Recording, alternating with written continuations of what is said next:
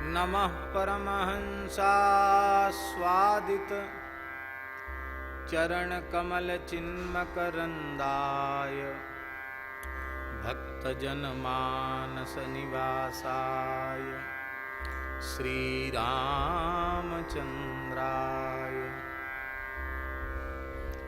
वागीशा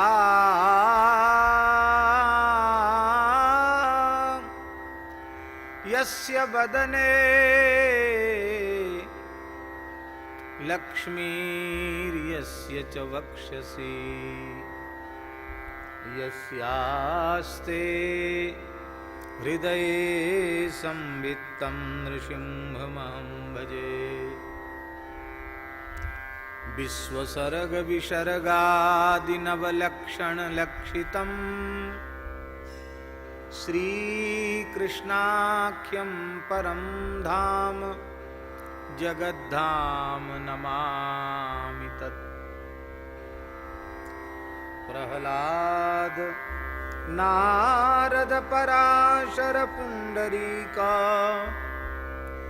व्यासाम्बरीश शुक सौनक भीष्मदाल्भ्यान् रुक्मांगदार्जुन वसिष्ठ विभीषणादीन् पुण्यानिमान् परम भागवतान् नमामि। वाञ्छाकल्पतरुभ्यश्च कृपा सिन्धुभ्यैव च पतितानां पावनेभ्यो वैष्णवेभ्यो नमो नमः। भक्त भक्ति भगवंत गुरु चतुर नाम बपुएक इनके पद बंदन किए नासे विघ्न अनेक। बंदौ गुरुपद कंज कृपा सिंधु नर रूप हरि महामोह तम पुंज जासु वचन रवि कर निकर। गोविंद जय जय गोपाल जय जय गोविंद।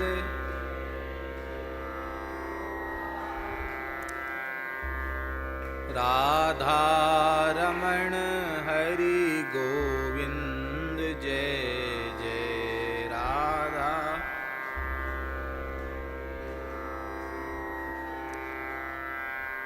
गोविंद जय जय गोपाल जय जय गोविंद।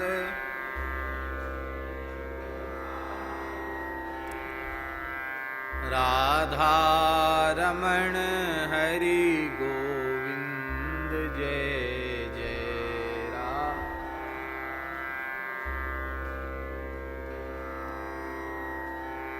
श्री राधा रमण हरि गोविंद जय जय।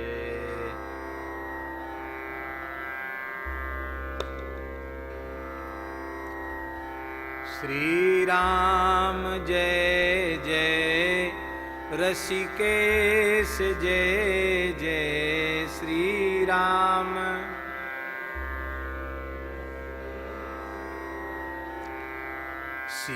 सीतारमण राम रघुनाथ जय जय सीता।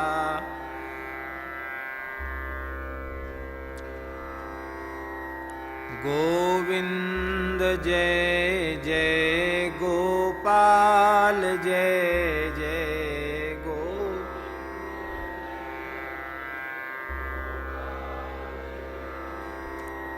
राधा रमण हरि गोविंद जय जय।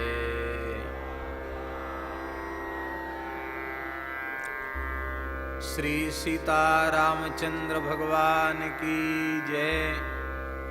श्री नित्य साकेत बिहारिणी बिहारी जी महाराज की जय। श्री सद्गुरुदेव भगवान की जय। कलि पावनावतार जगत गुरु गोस्वामी श्री तुलसीदास जी महाराज की जय। श्री विनय पत्रिका जी की जय। श्री अवध मिथिला धाम की जय। संकीर्तन सम्राट परम पूज्य प्रातस्मरणीय श्री प्रेम भिक्षु जी महाराज की, पूज्य सद्गुरुदेव श्री काश्मीरी बाबा जी महाराज की, सब संतन की जय, सब भक्तन की जय, सब विप्रन की जय। जय जय श्री राधे, जय जय श्री सीताराम, हर हर महादेव।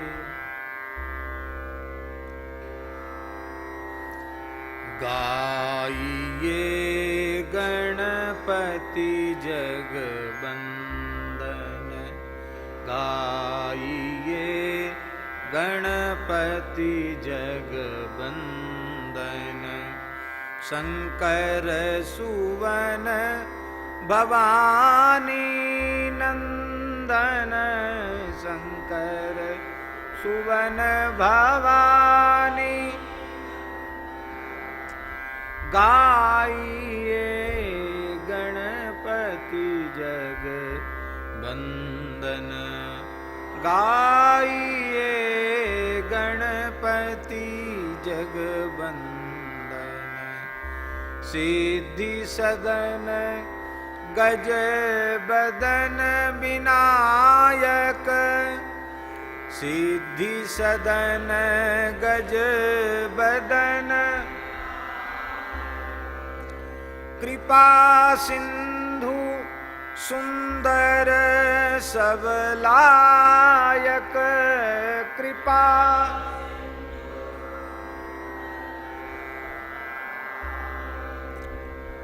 मोदक प्रिय मुद मंगलदाता, मोदक प्रिय मुद मंगल, विद्यावारिधि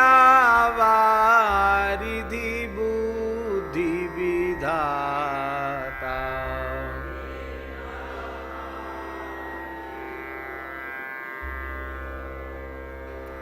मांगत तुलसीदास कर जोरे, मांगत तुलसी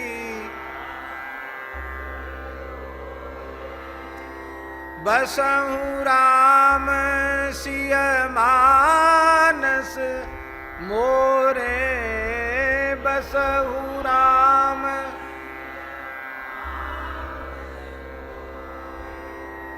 गाइए गणपति जगवंदन, गाइए गणपति जगवंदन, गाइए गणपति जगवंदन, गाइए गणपति जगवंदन, गणपति जगवंदन।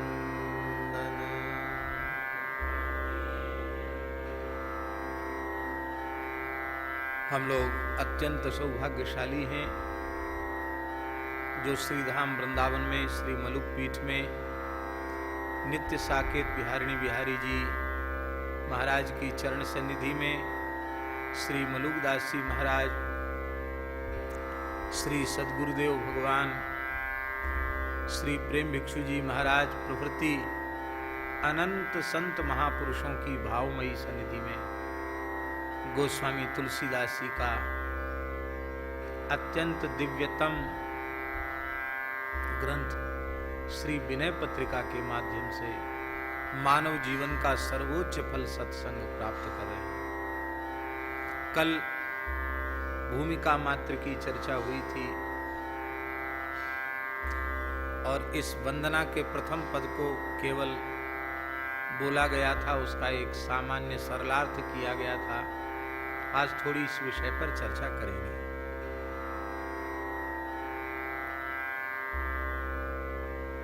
वैष्णव सिद्धांत में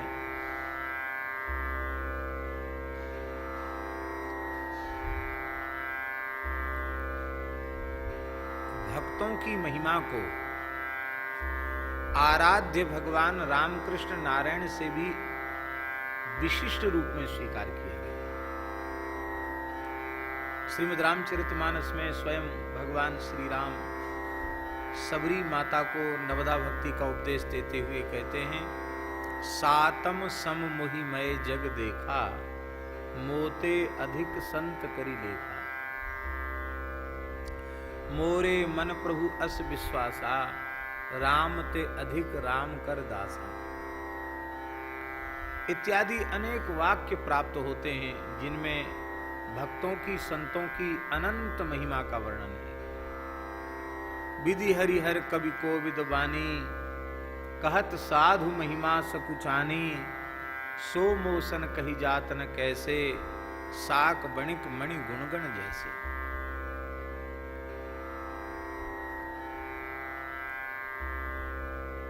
गोस्वामी जी के मन में भी यह भाव अवश्य आया होगा कि जब सर्वोपरि मंगल भगवान के भक्त ही हैं, मंगल भगवत रसिक सुजस सर्वोपरि मंगल, श्री भगवत रसिक जी के अनुसार और नाभा जी के अनुसार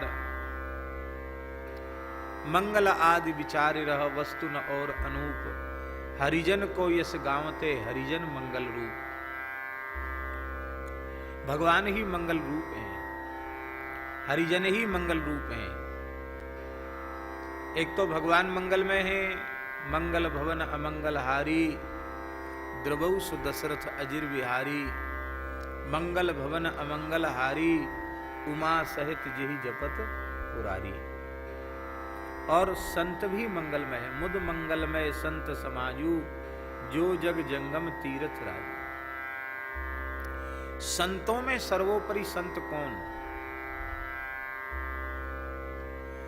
श्री राम नाम में जिनकी अगाध प्रीति हो, श्री राम नाम में जिनकी अगाध निष्ठा हो, श्री राम नाम के अनंत महात्म्य का बोध जिन्हें हो चुका हो, जो राम नाम के लिए समर्पित हों, वे ही सबसे श्रेष्ठ भक्त हैं।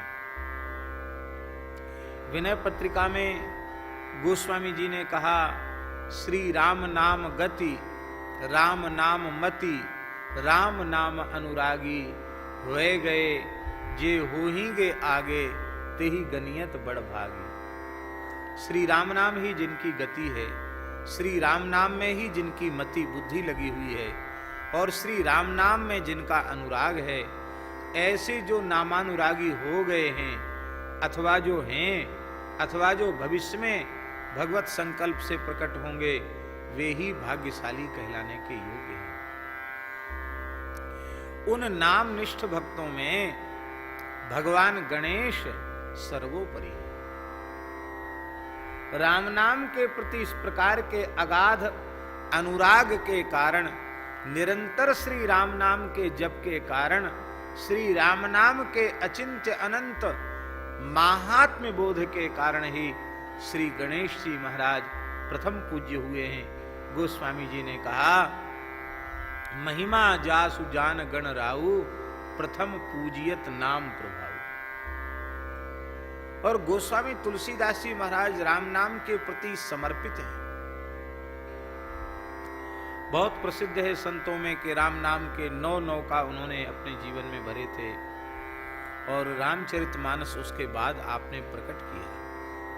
रामचरितमानस में भी कहा, यही मह रघुपति नाम उदारा, अति पावन पुराण श्रुति सारा। इसमें भी राम नाम ही है। राम नाम की अगाध निष्ठा गोस्वामी जी के हृदय में है। आगे भगवत कृपा से हम लोग चर्चा करेंगे। विनय पत्रिका में नाम महिमा बड़ी अद्भुत है। गोस्वामी जी ने कहां तक कहें, यहां तक कहा है, मेरे तो माय बाप दो आखर, हों शिशु अरनि अरो। मेरे माता पिता तो रकार और मकार, राम नाम ही मेरे माता पिता हैं, और मैं शिशु की भांति उनके आश्रय में रहकर अत्यंत निश्चिंत हूं। कहां तक कहें, यहां तक गोस्वामी जी ने कह दिया शंकर साखी जो राखी कहो कछु, तो जरी जीह गरो, अपनो भलो राम नामहिते तुलसी ही समुझ परो, भरोसो जाहि दूसरो सो करो, मोको तो राम को नाम काम तरु, कलि कल्याण फरो। कैसे अद्भुत महापुरुष हैं गोस्वामी तुलसीदास जी, जो जन्म लेते ही न हंसे न रोए, स्पष्ट वाणी में श्री राम नाम का आपने उच्चारण किया, कीर्तन किया। नाम ही आपका राम बोला पड़ गया, जीवन भर राम नाम लिया। और जब महाप्रयाण का अवसर आया, तब काशी में 80 घाट पर उनके परिकर के साधकों ने उनसे पूछा कि आप अंतिम उपदेश हम सबको दे के जाइए। तो अपने अंतिम उपदेश में भी गोस्वामी जी ने लिख करके और यही बात कही, पूरा कविता हम नहीं बोलेंगे, अंतिम पंक्ति बोलेंगे। लाखन में एक बात तुलसी बताए जात, जन्म जो सुधारो चाहो तो श्री राम नाम लीजिए। अंतिम उपदेश भी राम नाम का है। तो उन्होंने विचार किया कि हरिजनों का स्मरण ही मंगलमय है और किसी भक्त का स्मरण करके ही हमें मंगलाचरण करना है। तो विघ्नराज, संपूर्ण विघ्न विघात करने वाले, निरंतर राम नाम का जप करने वाले भगवान गणेश से बड़ा राम नामानुरागी कौन होगा। इसलिए एक महान राम नामानुरागी भक्त के रूप में भगवान गणेश को स्वीकार करके उन्होंने जहां भागवत धर्म के सर्वोपरि सिद्धांत को प्रस्तुत किया, आराधना नाम सर्वेशाम विष्णुराराधनम परम, तस्मात् परतरम देवी तदीयानाम समर्चनम। भगवान शिव पार्वती जी से पुराण में कह रहे हैं, आराधनाओं में भगवान विष्णु की उपासना सबसे श्रेष्ठ है और वैष्णवीय आराधना उपासना में भी भगवान से बढ़कर भगवान के भक्तों की, संतों की उपासना है। तदीयानाम समर्चनम। भगवान ने स्वयं कहा है अर्जुन से, ये में भक्त जना पार्थ, हे अर्जुन जो मेरे भक्त हैं, न में भक्ताश्चिते जना। भले ही वो मानते हैं कि हम भगवान के बड़े भगत हैं, पर हम उन्हें नहीं मानते वे हमारे भगत हैं। हम नहीं मानते वे मेरे भगत हैं। आश्चर्य की बात है, भगत कहते हम भगत हैं, भगवान कहते हम तो मानते ही नहीं। ये में भक्त जना पार्थ, न में भक्तास्ते जना, वे मेरे भक्त नहीं है। आप किसको भक्त मानते हो? बोले मद भक्ता नाम तु ये भक्ता ते में भक्त तमामता।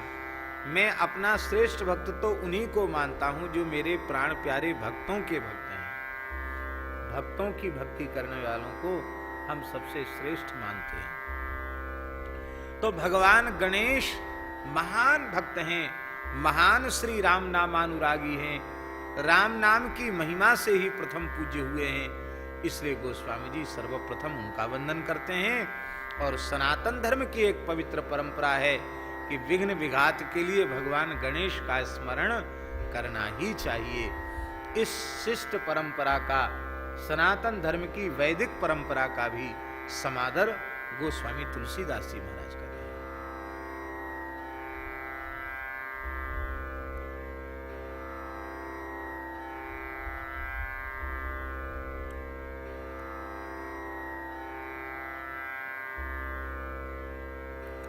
समुद्र मंथन के समय मदराचल जब क्षीर समुद्र में डूबने लग गया, तो जितने देवता और असुर थे जो अमृत प्राप्ति के लिए समुद्र मंथन कर रहे थे, सब हतोत्साहित हो गए। बोले बहुत विघ्न आ रहे हैं, अब तो क्या होगा, कैसे होगा, तो रसातल को जा रहा है मदराचल। इतने विघ्न हम लोगों के इस काम में क्यों आ रहे हैं? तो भगवान अजित ने कहा कि विघ्नराज भगवान गणेश का पूजन तुम लोगों ने नहीं किया, तो गणेश जी का स्मरण किए बिना, गणेश जी का पूजन किए बिना तुमने इतना बड़ा अनुष्ठान आरंभ कर दिया, इतना बड़ा कार्य आरंभ कर दिया उसी का दुष्परिणाम है कि तुम्हारे इस कार्य में पद पद पर विघ्न आ रहे हैं। आप सब मिलकर विधि पूर्वक गणेश जी का पूजन करो।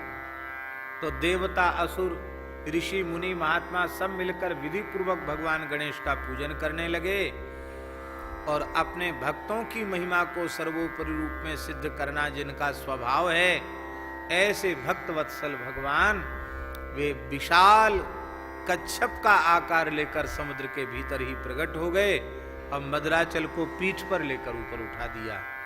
जैसे ही गणेश जी का पूजन और विशेषार्घ्य संपन्न हुआ, वैसे ही मदराचल ऊपर आ गया। लोग तो यही समझ रहे थे कि गणेश जी ने मदराचल ऊपर उठा दिया, पर ये बात कौन जानता कि गणेश जी अपने प्राण प्यारे भक्त हैं और साक्षात भगवत रूप ही हैं। उनकी महिमा को प्रमाणित करने के लिए, सनातन धर्म की एक शिष्ट परंपरा की स्थापना के लिए भगवान ने ही ये लीला की।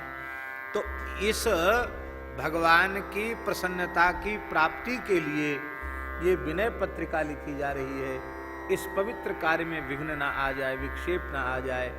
हम श्री सीताराम जी के चरणों में निर्विघ्न रूप से पहुंचकर अपनी प्रार्थना प्रस्तुत करें और कलिमल ग्रसित जीवों को कली के दोषों से बचाने का साधन कर सकें। सरकार को कह सकें कि प्रभु ये प्रार्थना का आश्रय जो ले, उस जीव को आप कली के दोषों से बचाइए, आप कलयुग को थोड़ा डांट के रखिए। इसीलिए भी गोस्वामी तुलसीदास जी महाराज श्री गणेश जी का स्मरण करते हैं और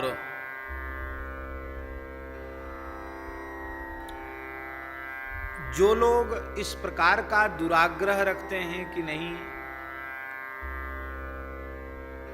अनन्य राम भक्तों को तो मंगलाचरण के रूप में राम जी का ही स्मरण करना चाहिए, तो भैया गोस्वामी तुलसीदास जी तो जड़ चेतन जग जीव जत सकल राम मैं जानी, बंदौ तिनके पद कमल सदा जोरी जुग पान, सिय राम मैं सब जग जानी, करऊं प्रणाम जोरी जुग पानी। ये तो सबको ही प्रणाम करते हैं।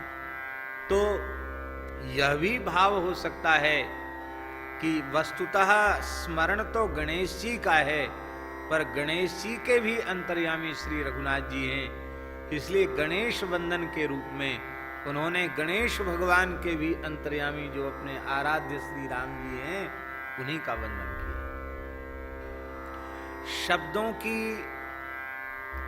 शब्दों के अर्थ करने की दो पद्धतियां हैं। एक तो शब्द की अपर्यवसायी वृत्ति और एक शब्द की पर्यवसायी वृत्ति।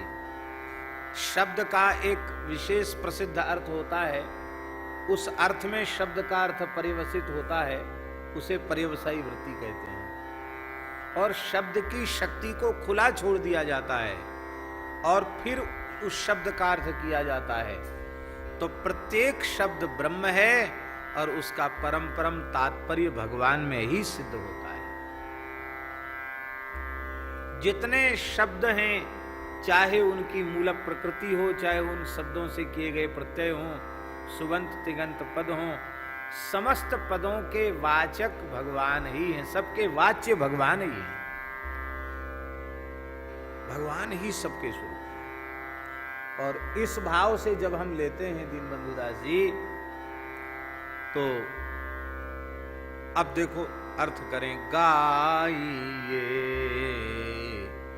गणपति जगबंदन, गाइए गणपति जगबंदन। गणपति कौन है? गणानाम पति ही गणपति ही, गणों के पति। गण कितने हैं? तो रस भी 9 प्रकार के हैं, वो भी गण हैं। छंदों में भी गण हैं। तो रस और छंदों के स्वामी भी भगवान श्री राम ही हैं।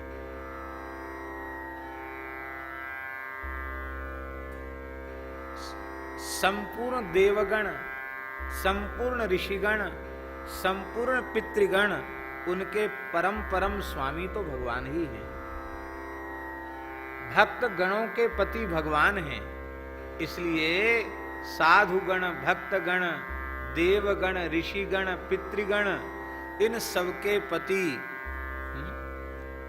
श्री रघुनाथ जी ही हैं, रघुपति ही हैं। इसलिए जो गणपति जो रघुपति हैं और ऐसे जो गणपति रघुपति हैं वे जगबंदन हैं। शिव विरिंचनुतम शरण्यम, ऐसे जो भगवान श्री राम जगबंदन हैं, जो जगत वंद्य जगदीश हैं, ऐसे भगवान श्री राम के सुयश को गाइए। ये अर्थ भी हो गया। गाइए गणपति, जो गणपति गणों के पति, समस्त गणों के पति जो श्री राम जी हैं और वे ही जगबंदन हैं, उनका सुयश गाइए। क्योंकि मानस जी में गोस्वामी जी कहते हैं, गाइए राम ही सुमिरिय राम ही, संतत सुनिय राम गुण ग्राम ही। राम जी को गाइए, राम जी को सुनिए। इसलिए गाइए गणपति, जो गणपति श्री राम जी हैं, जो जगवंदन श्री राम जी हैं, उनका यश गाइए। यह अर्थ भी हो जाएगा। आप कहेंगे फिर शंकर सुवन का अर्थ कैसे करोगे, भवानी नंदन का अर्थ कैसे करोगे? वो भी हो जाएगा। शंकर शब्द को अलग कर लेंगे और सुवन शब्द को अलग कर लेंगे। शंकर, शंकर माने क्या होता है? शम कल्याणम करोतीति शंकरः, कल्याण करने वाले। अरे जिनका नाम ही कल्याणकारी है, कल्याणानाम निधानम कलिमलमथनम पावनम पावनानाम पाथेयम यन्मुमुक्षोः सपदि परपद प्राप्तये प्रस्थितस्य विश्रामस्थानमेकं कविवर वचसां जीवनं सज्जनानां बीजं धर्मद्रुमस्य प्रभुवतु भवतां भूतये राम नाम। तो कल्याणों के निधान श्री राम जी हैं, इसलिए राम जी शंकर हैं। शम कल्याणम करोति शंकरः, ऐसे कल्याण जीव जगत का परम कल्याण करने वाले जो रघुनाथ जी हैं, वे ही गणपति हैं। उनका सुयश गाइए।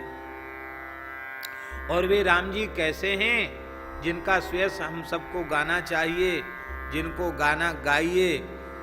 बोले भवानी नंदन। वो शंकर जी और भवानी दोनों को आनंदित करने वाले हैं। शिव जी को भी आनंदित करने वाले हैं अपने नाम रूप लीला धाम से, अपने चरित्र से, और भगवती जगदम्बा पार्वती को भी आनंद प्रदान करने वाले हैं। भवानी नंदन, भवानीम गौरीम पार्वतीम आनंदयती नंदनः। ऐसी भगवती पार्वती राम नाम का जप करते आनंदित होती हैं, राम कथा सुनकर के गदगद हो जाती हैं, पुलकित हो जाती हैं, आनंद का अनुभव करती हैं।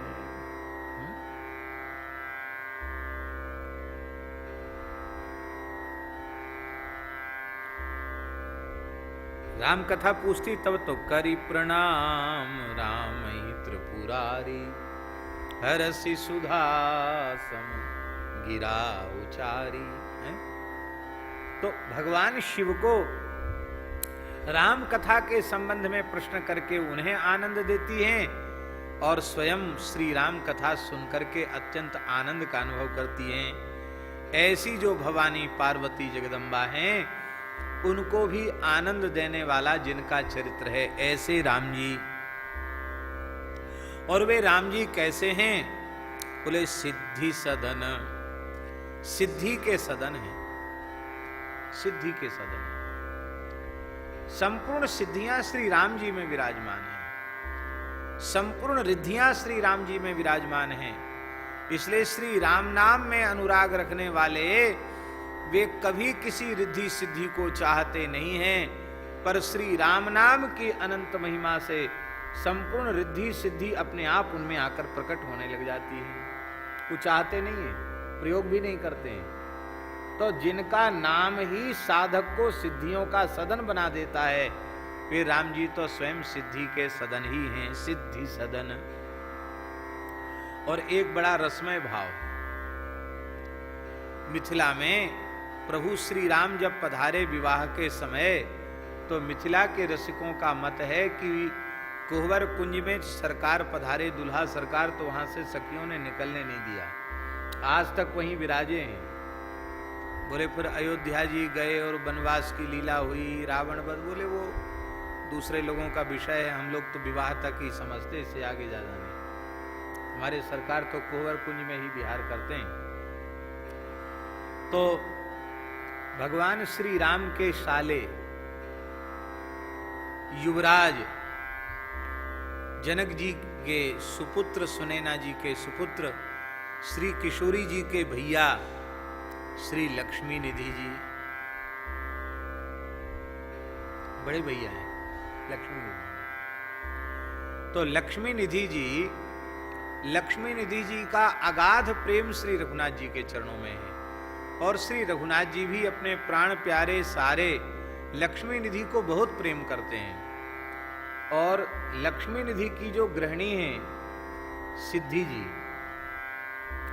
भाभी लगी राम जी की, तो सिद्धि जी का तो इतना अनुराग है श्री किशोरी जी के प्रति और रघुनाथ जी के प्रति कि उसको भगवान शेष भी सहस्त्र मुखों से वर्णन नहीं कर सकते।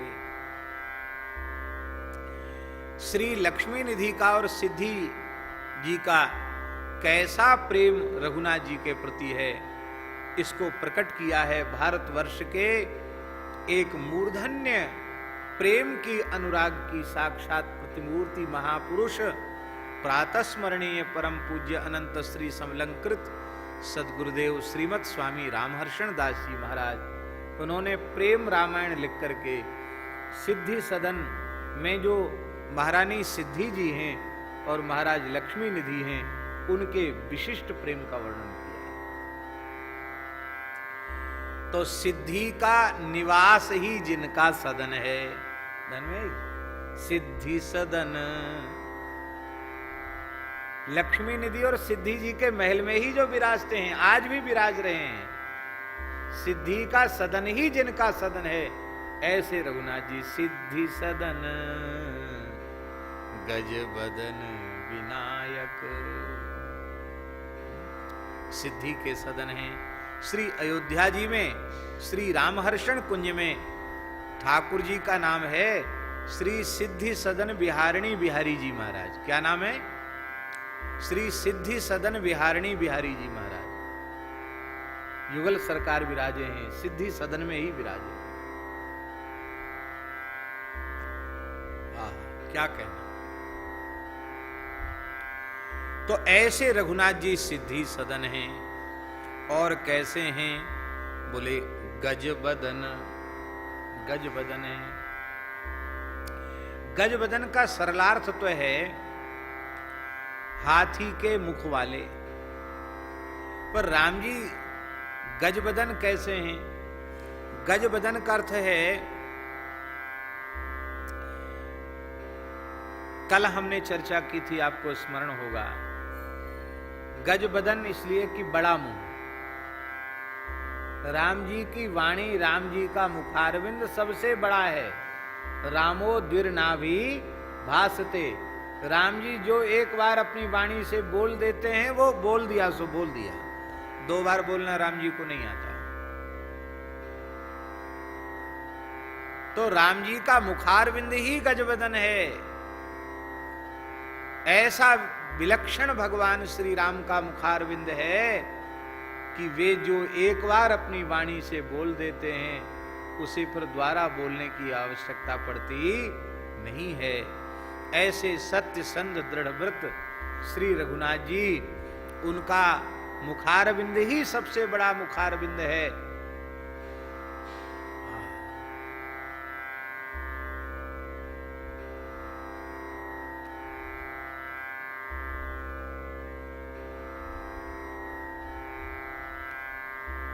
ऐसे जो गजवदन हैं और कैसे हैं? विनायक हैं। विनायक अर्थ क्या है? विनायक अर्थ है विनयशील। राम जी से विशिष्ट नायक हैं, ये अर्थ भी है। विनायक विनयशील हैं, विनय संपन्न हैं और विशिष्ट नायक हैं, विनायक नायक हैं। राम जी के जैसा नायक तो राम जी ही हैं, क्योंकि गोस्वामी जी कहते नीति प्रीति परमारथ स्वार्थ को न जान राम सम जान जथारथ को न राम सम जान जथारथ। ऐसे विनायक विशिष्ट नायक हैं, राम जी के जैसा नायकत्व श्री राम जी में है। सर्वोत्कृष्ट नायक के साहित्य शास्त्र में जितने दिव्य गुण कहे गए हैं वे अनंत अनंत रूप में, अगाध रूप में, अचिंत्य रूप में श्री राम जी के भीतर विराजमान है। इसलिए राम जी के जैसा नायक, विशिष्ट नायक और कोई दूसरा नहीं है।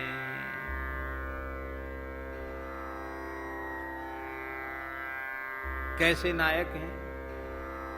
नारायण कागभूषुंडी जी भगवान के मुख में प्रविष्ट हुए और कितने ब्रह्मांडों का दर्शन किया। सब ब्रह्मांडों में अलग अलग प्रकार के लोग, अलग अलग प्रकार के ब्रह्मादि देवता देखे, पर राम न देखे आन। राम जी दूसरे नहीं दिखाई पड़े, राम जी सब जगह एक जैसे ही दिखाई पड़े, राम जी में फर्क कहीं नहीं। ऐसे विशिष्ट नायक श्री राम जी।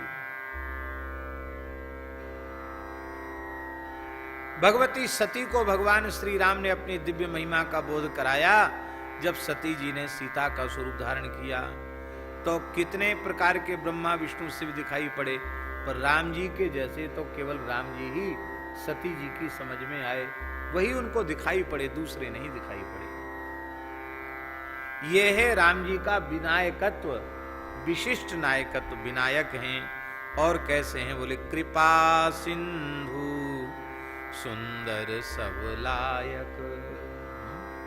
वे श्री रघुनाथ जी कृपा के अगाध समुद्र हैं। ये कृपा सिंधु शब्द का भी राम जी के लिए गोस्वामी तुलसीदास जी ने अपने 12 ग्रंथों में बार बार कृपा सिंधु शब्द का प्रयोग किया है।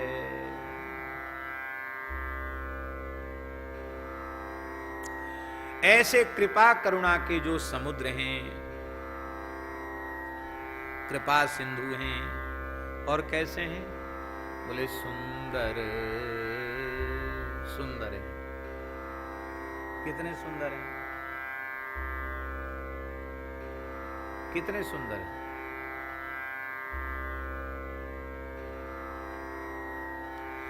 राम रूप किमि कहूं बखानी, गिरा अनयन नयन बिनु बानी।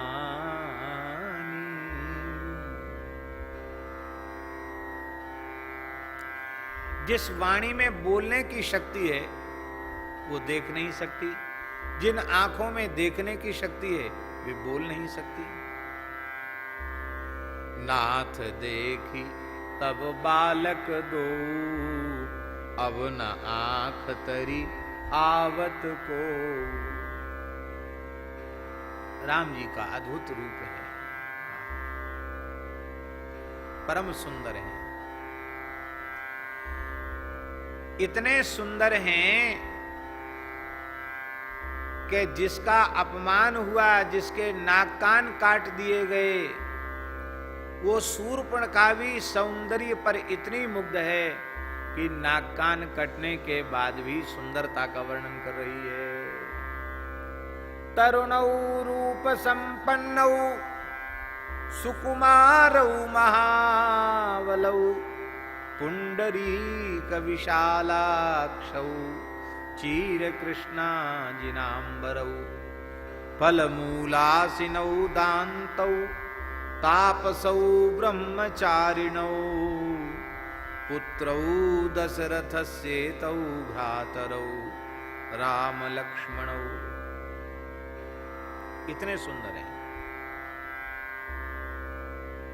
गर्ग संहिता में तो वर्णन है कि शूर्पणखा ने देखा कि रावण त्रिसरा खरदूषण त्रिसरा सकुटुंब समाप्त हो गए और रावण के कुल में भी कोई रोने वाला नहीं बचा, तो पूरे खानदान का ही नाश जिसने कर दिया उसके प्रति प्रेम उसका समाप्त हो जाना चाहिए था।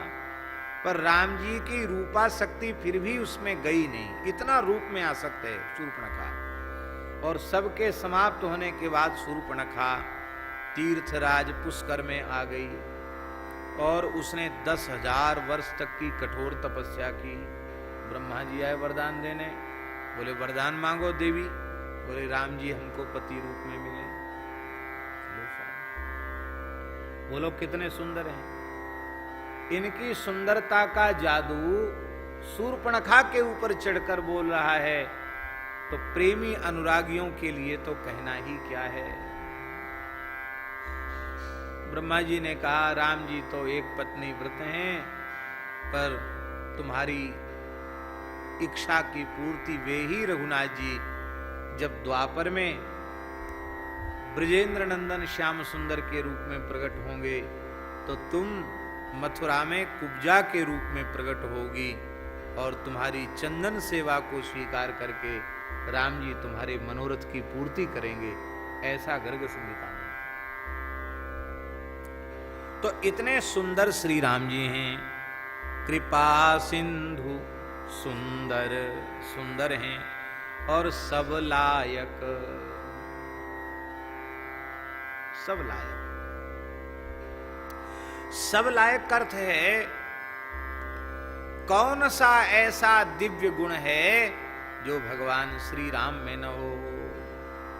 यही बात तो महर्षि वाल्मीकि ने पूछी है। कोन्वस्मिन् सांप्रतम लोके गुणवान कस्य वीर्यवान धर्मज्ञश्च कृतज्ञश्च सत्यवाक्यो दृढ़व्रतः चारित्रेण च को युक्तः सर्वभूतेषु कोहितः विद्वान कः समर्थश्च कश्चैक प्रियदर्शनः आत्मवान को जित क्रोधो दितुमान को न सूयिकः कस्य बिभ्यति देवाश्च जातरोषस्य संयोगे एतदिच्छाम्यहं श्रोतुं परम कौतूहलं हि मे महर्षे त्वं समर्थोसि ज्ञातुमेवं विधं नरम्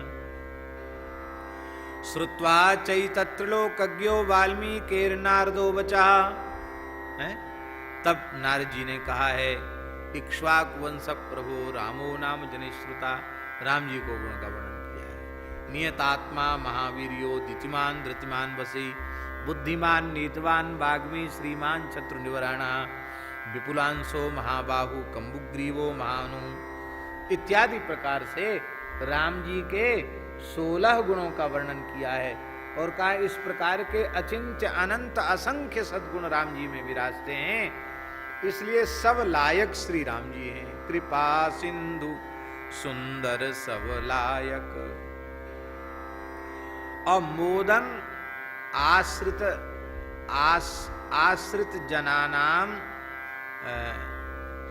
जनेषु मोदम करोति थी मोदकः। राम जी कैसे हैं? मोदक हैं। मोदक का अर्थ है अपने आश्रित भक्तों को अत्यंत आनंद देने वाले, मोद देने वाले, मोद करने वाले हैं, मोद प्रदान करने वाले हैं। और कैसे हैं? प्रिय हैं, सबके प्रिय हैं।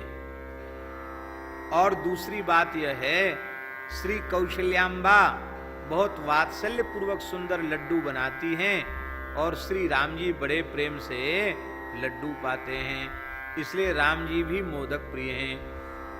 हमारे यहाँ आपने देखा होगा यद्यपि रामकृष्ण दोनों एक ही हैं, पर छोटे जो लाल जी होते ना उनमें हमारे जो यशोदानंदन ठाकुर जी हैं ना वो ऐसा हाथ किए रहते हैं, देखा होगा आपने ऐसा हाथ। क्यों? वो मक्खन का गोला हाथ में लिए रहते 5 उंगलियों में, और रामलला ऐसे ऐसे लिए लड़ुआ लिए रहते हाथ में। तो मोदक प्रिय। यद्यपि हमारे गोपाल जी भी लड्डू गोपाल जी कहे जाते, वो भी लड्डू लेते हैं, पर उनका जो श्री विग्रह है वो माखन हाथ में लिए हुए। और कैसे पता चले रघुनाथ जी हैं? तो लड्डू हाथ में, 3 उंगलियों में लड्डू लिए हुए राम जी हैं। तो मोदक प्रिय, ऐसे राम जी मोदक प्रिय हैं। और कैसे हैं?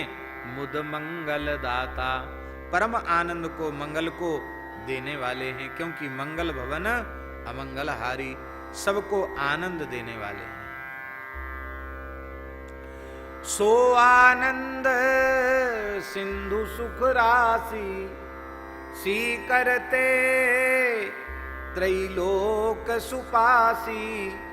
सो आनंद सिंधु सुख राशि, सी करते त्रैलोक सुपासी। ऐसे आनंद के दाता हैं, मोद के दाता हैं, मंगल के दाता हैं। और कैसे हैं? विद्या वारिधि, विद्या के तो मानो वारिधि ही हैं। वारिधि माने समुद्र। क्यों? वागीशा यस्य वदने, लक्ष्मीर्यस्य च वक्षसि। यस्यास्ते हृदय संवित्तं नृसिंहमां भजे। या भारती भगवती तु यदीयदासी, जेहि पर कृपा करहि जन जानी। कवि उर अजिर न चावहि आं, कवि उर अजिर न चावहि बानी। भगत हेतु निज भवन बिहाई, सुमिरत सारद आवत धाई। ऐसे भगवान श्री राम, भगवती सरस्वती जिनकी उपासना करती हैं, सरस्वती को भी सरस्वतीत्व जिन्होंने प्रदान किया है, विद्या को भी विद्यात्व जिन्होंने प्रदान किया है, ऐसे श्री राम जी समस्त विद्याओं की वारिधि हैं, समुद्र हैं। और कैसे? बोले बुद्धि, बुद्धि, बुद्धि के भी विधाता हैं, बुद्धि के भी विधाता। बुद्धि को, हाँ क्या, बुद्धि के भी विधाता हैं, बुद्धि को भी बुद्धि देने वाले हैं। क्या? हाँ, विधाता को भी बुद्धि देने वाले हैं। क्यों है? तेने ब्रह्म हृदय आदि कवये, मुह्यन्ति यत् सूरयः। देखो, अच्छे श्रोता बैठते हैं तो यही फायदा होता है। क्या बढ़िया याद दिलाया इन्होंने। विधाता माने ब्रह्मा जी को भी बुद्धि अर्थात ज्ञान देने वाले हैं। तेने ब्रह्म हृदय या आदि कवये, मुह्यन्ति यत् सूरयः। ऐसे भगवान श्री राम बुद्धि के विधाता हैं। और ऐसे श्री राम जी से तुलसीदास जी हाथ जोड़कर यही मांगते हैं कि हे श्री सीताराम जी, आप सदा हमारे हृदय में बसो। हैं? गाइए गणपति जगवंदन। वैसे ये भाव बहुत पहले हमारे मन में आया था और हमने शायद संक्षिप्त रूप में राजकोट वाली कथा में भी इसका संकेत रूप में स्मरण किया था, पर विनय पीयूष में ये भाव कहीं नहीं समझ में आया। नहीं, इसमें ये भाव नहीं है। और भी जगह देखा तो नहीं मिला, लेकिन यह भी एक भाव है। इस प्रकार से प्रथम पद्य के रूप में गाइए गणपति जगवंदन के रूप में अपने इष्ट श्री सीताराम जी का भी आपने स्मरण किया। ये भी अर्थ ठीक है, पर वस्तुतः तो गोस्वामी तुलसीदास जी भगवान गणेश का ही प्रथम वंदना के रूप में स्मरण कर रहे हैं।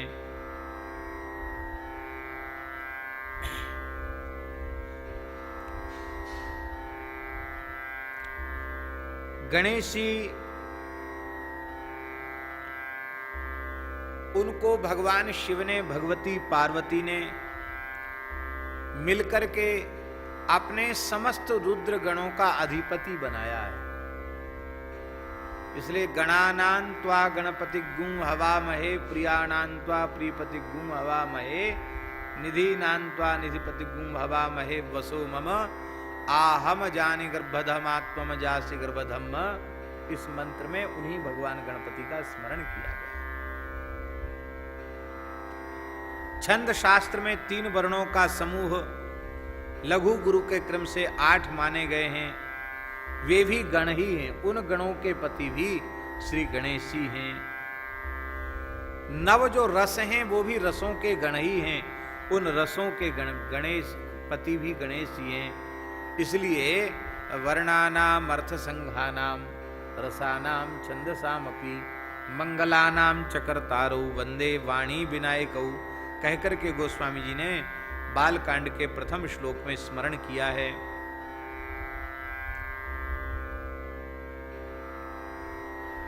ऐसे भगवान जो गणेश हैं,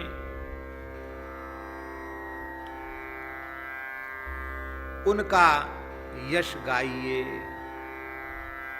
क्योंकि उनकी कृपा से ही हमारा जो मनोरथ है वह पूर्ण होगा।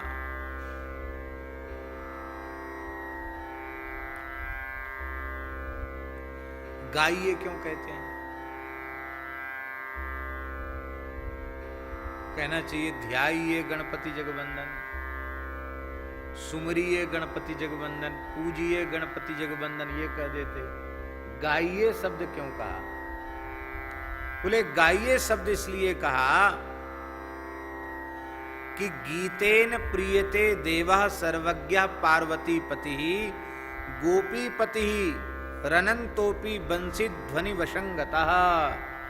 कहते महाराज गीत सबको प्रिय होता, गाना सबको प्रिय होता है।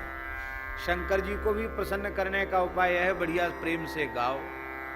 आज हम प्रातः काल लिंग पुराण का जो पारायण कर रहे हैं उसमें शिव सहस्त्रनाम आया। उसमें शंकर जी का एक नाम आया कि शंकर जी को नृत्य प्रिय हैं, गान प्रिय हैं। उनको गा करके सुनाओ तो बहुत जल्दी प्रसन्न हो जाते हैं। नृत्य प्रिय हैं, उनको कोई नाच के दिखाओ तो प्रसन्न हो जाते हैं। और नित्य प्रति नृत्य करते हैं शंकर जी, रोज नाचते हैं, नियम से नाचते हैं शंकर जी।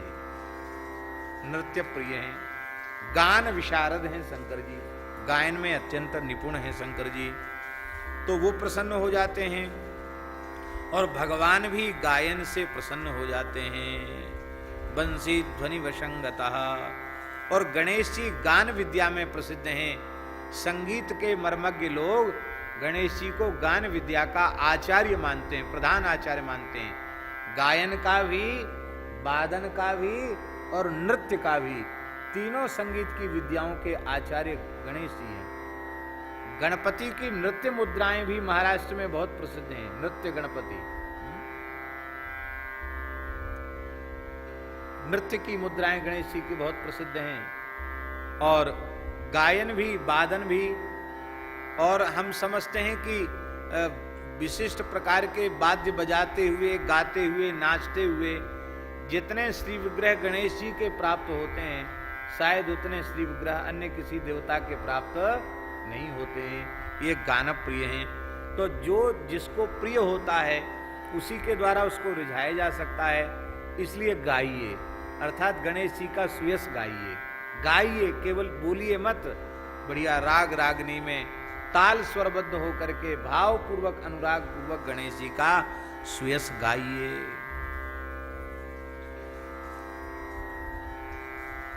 संगीत रत्नाकर में लिखा है, सुखिनी सुख निवासो दुखिता नाम विनोदः श्रवण हृदय हारी मन्मथस्याग्रदूता रतिरभस विधाता बल्लभ कामनीनाम जयति जगति नादः सप्तभेदोपभेदः। गायन की इतनी विशेषताएं हैं, उनकी जय जयकार हो।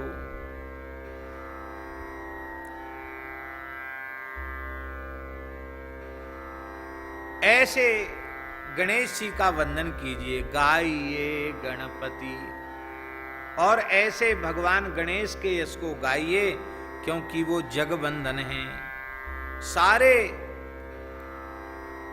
जगत में भगवान गणेश का पूजन होता है। कहां तक कहें, भगवान उमा महेश्वर का विवाह होता है, उस विवाह में भी मंडप में सबसे पहली पूजा गणेश जी की होती है। और तुलसीदास जी महाराज कहते, इसमें आश्चर्य मत करो, सुर अनादि जिए जान, क्योंकि गणेश जी अनादि हैं।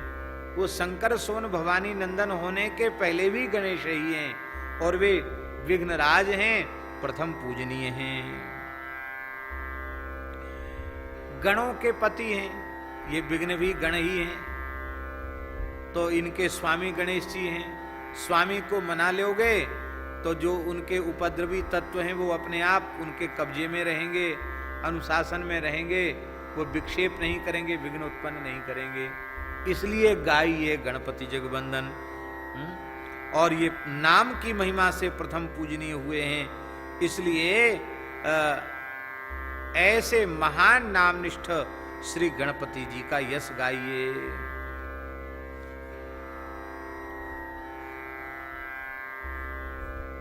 जगवंदन जगत वंद्य हैं। देखो, सभी जगवंदन नहीं होते हैं। ये मंगल मूर्ति हैं, इनका स्वभाव अत्यंत सौम्य है, परम श्री राम भक्त हैं और अनन्य श्री राम नाम अनुरागी हैं। इसलिए गणेश जी का विरोधी कोई नहीं है। सब देवता, असुर, यक्ष, राक्षस, गंधर्व, किन्नर सब गणेश जी का पूजन करते हैं, सब गणेश जी का पूजन करते हैं। ये जगवंदन है। अमुक अमुक है ना कि हम अमुक के भगत हैं, अमुक के विरोधी हैं, पर गणेश जी का विरोधी कोई नहीं। इतना बढ़िया स्वभाव है गणेश जी का कि उनका विरोधी शत्रु कोई है ही नहीं। भक्तों का तो स्वभाव ही ऐसा होता है। यस्मान नोद्विजते लोको लोकान नोद्विजते च यः हर्षामर्ष भयोद्वेगैः मुक्तो यस्य च मे प्रियः। ऐसे गणेश जी महाराज।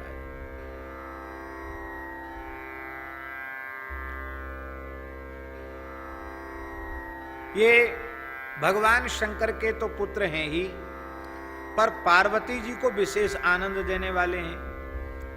स्कंद पुराण में एक कथा आती है, बड़ी प्यारी कथा।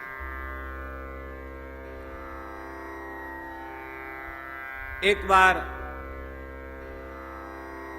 गणेश जी और कार्तिकेय जी महाराज, इन दोनों ने बाल लीला करते हुए खेल खेल में भगवती जगदम्बा पार्वती भवानी को आह्लाद देते हुए, बाल लीला करते हुए दोनों ने कहा, देखो हमने सब वेद शास्त्र पुराण पढ़ लिए, अब सब प्रकार की कला विद्या, शूरता, वीरता आदि में हम दक्ष हो गए, और आपको भी हमारे लोगों के अनुरूप बहू खोज लेनी चाहिए, हमारा ब्याह कर देना चाहिए।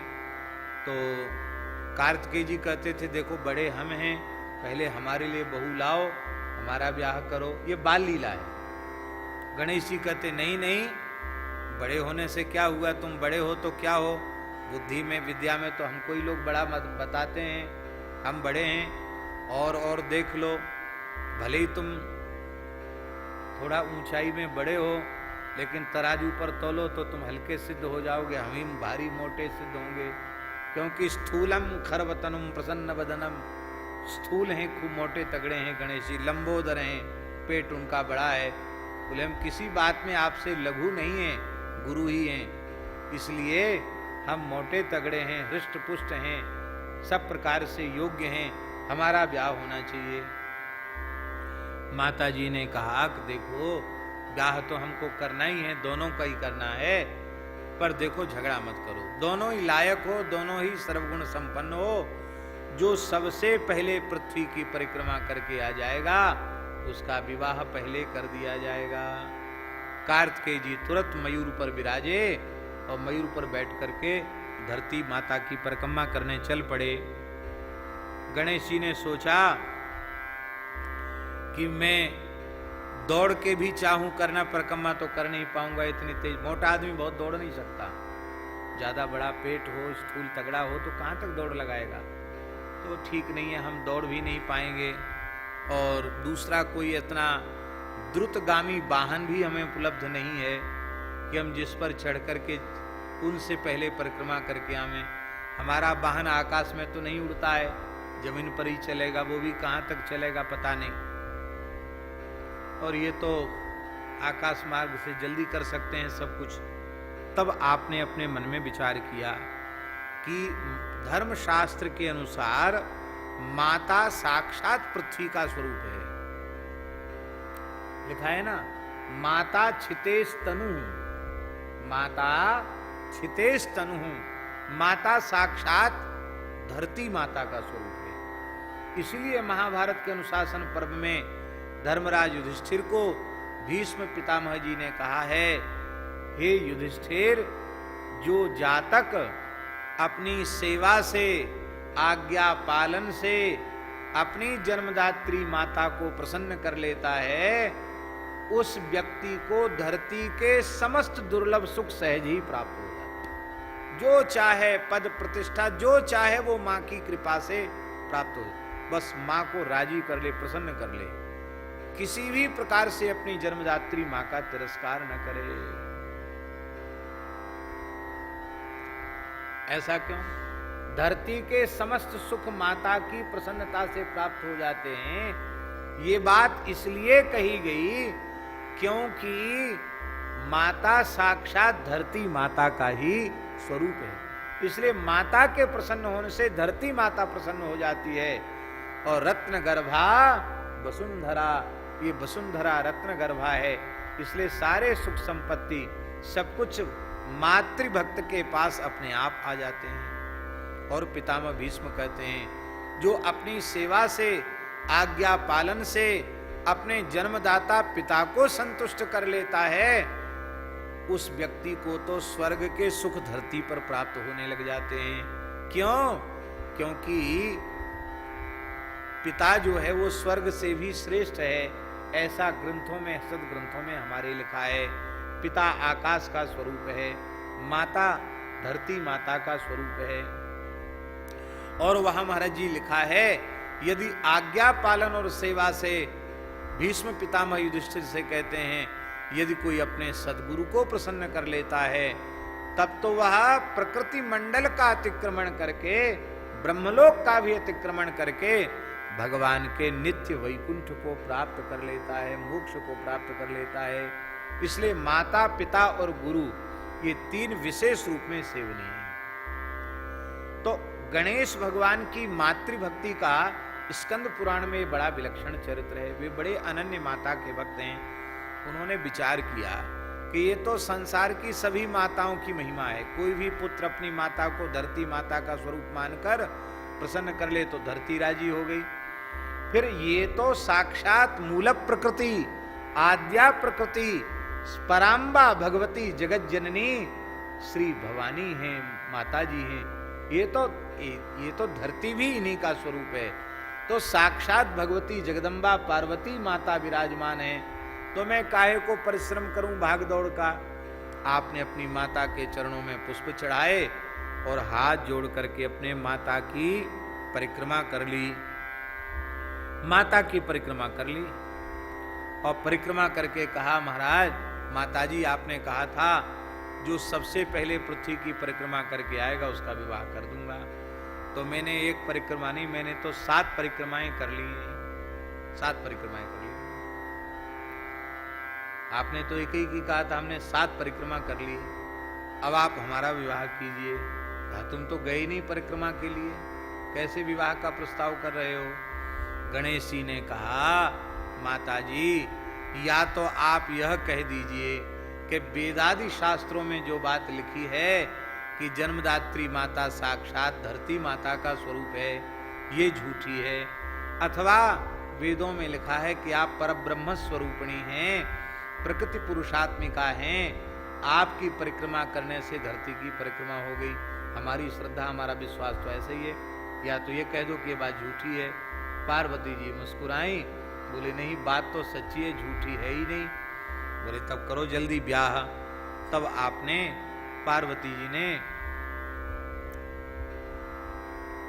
विश्वकर्मा प्रजापति की कन्या रिद्धि और सिद्धि के साथ इनका विवाह संपन्न करा दिया। बोलो गणेश जी महाराज की। तो भवानी नंदन इस लीला के द्वारा, अपनी मातृभक्ति के द्वारा अपनी माता पार्वती को विशेष आनंद प्रदान किया, इसलिए आप भवानी नंदन हैं। और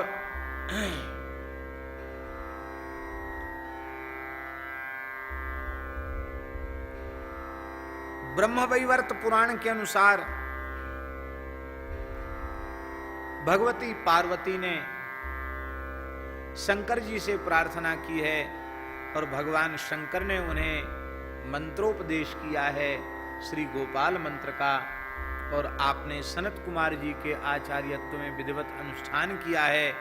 उस अनुष्ठान के फलस्वरूप ही साक्षात नित्य गोलोक विहारी श्री कृष्ण ही गणेश रूप में प्रकट हुए हैं। तो गणेश जी साक्षात श्री कृष्ण हैं, ऐसा ब्रह्मवैवर्त पुराण में लिखा है।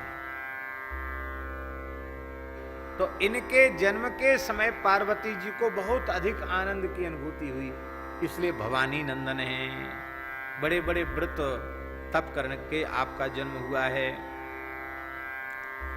और माता पिता के दिव्य समस्त गुण कल हम चर्चा कर चुके हैं। शंकर जी के दिव्य गुण, भगवती पार्वती के समस्त दिव्य गुण आप में एक साथ मूर्त रूप में दिखाई पड़ते हैं। और सिद्धि के सधन हैं, बुद्धि के विधाता हैं, ऐसे भगवान गणेश हैं। ब्रह्मवैवर्त पुराण के गणेश खंड के अध्याय 9 में श्लोक 16 में भगवान कृष्ण के रूप में गणेश जी का वर्णन किया गया है। ऐसे गणेश जी महाराज हैं, बड़ा दिव्य इनका स्वरूप है। इसी ब्रह्मवैवर्त पुराण में इनके गज बदन होने की कथा भी लिखी है। सिद्धि सदन गज बदन विनायक। ये गज बदन कैसे हुए? कहते जब गणेश जी का जन्म हुआ तो बड़ा भारी उत्सव मनाया गया।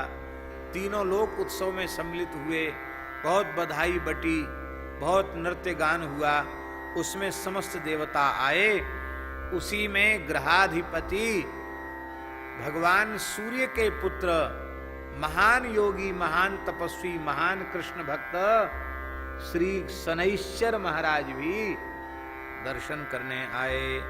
एतस्मिन्नन्तरे तत्र दृष्टुम शंकर नंदनम आजगाम महायोगी सूर्यपुत्र शनैश्चर। शनैश्चर आ गए और अत्यंत नम्र वदन ईशन मुदित लोचन। महान योगी सूर्यपुत्र शनि ग्रह आए और उन्होंने नम्र वदन होकर के नमस्कार माता जी को किया और मुस्कुराते हुए नेत्र नीचे किए हुए थे।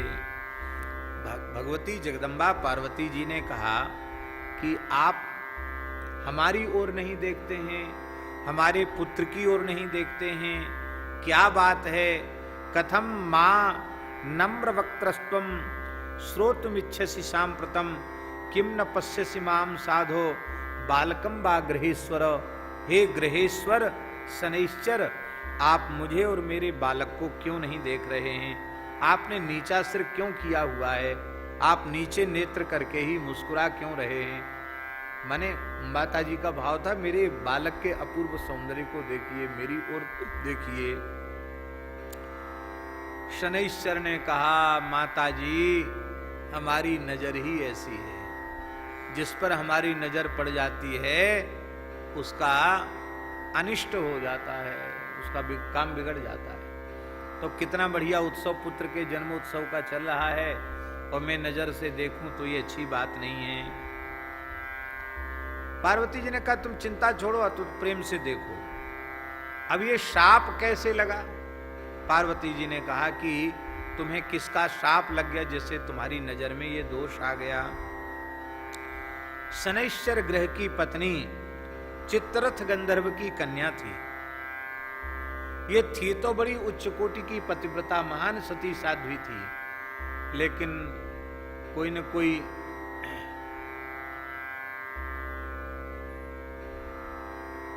दुर्गुण तो सब में ही होते हैं। संसार में कोई ऐसा नहीं है जिसमें गुण ही गुण हो, संसार में कोई ऐसा नहीं जिसमें दोष ही दोष हो। विधि प्रपंच गुण अवगुण साना, सान के बनाया है, तो किसी में गुण ज्यादा सान दिए, किसी में अवगुण ज्यादा सान दिए, सब विधाता की लीला है। तो थी तो परम पतिव्रता, चित्ररथ गंधर्व की कन्या इनकी पत्नी, लेकिन स्वभाव की बड़ी उग्र थी। एक बार की बात है कि वे ऋतु स्नान के पश्चात सुंदर स्नान करके, श्रृंगार करके, सुसज्जिता हो करके शनि के निकट पधारी पुत्र की याचना से। और शनि महान योगी ग्रह हैं, ये महान ब्रह्मचारी हैं, महान योगी, महान तपस्वी हैं, महान भक्त हैं। आप नेत्र बंद करके भगवान श्री कृष्ण का ध्यान कर रहे थे, कृष्ण मंत्र का जप कर रहे थे। ध्यान में इतने गहराई से उतरे हुए थे कि उन्हें अपनी पत्नी भी दिखाई नहीं पड़ी, उसकी प्रार्थना भी सुनाई नहीं पड़ी। हरेह पादम ध्यायमानम पश्यन्ति मदमोहिता मत समीपम समागत्यो सस्मिता लोललोचना। उसने शाप दे दिया कि तुम हमारी ओर नहीं देख रहे हो, क्या है मुझ में ऐसी कमी जो मेरी ओर नहीं देख रहे हो, मेरी प्रार्थना को नहीं सुन रहे हो। तो शशाप माम पश्यन्तु ऋतुनाशाच्च कोपतः बाह्य ज्ञान विहीनाच्च ध्यान संलग्न मानसम न दृष्टाहम त्वया नेन न कृतम ऋतुरक्षणम त्वया दृष्टम च यद वस्तु मूढ़ सर्वम विनश्यति। शाप दे दिया कि तुमने हमारा ऋतुनाश कर दिया और तुमने हमारे साथ न्याय नहीं किया, इसलिए हम शाप देते हैं कि तुम जिसकी ओर देखोगे वह मूढ़ नष्ट हो जाएगा, जिसकी ओर देखोगे वही नष्ट हो जाएगा।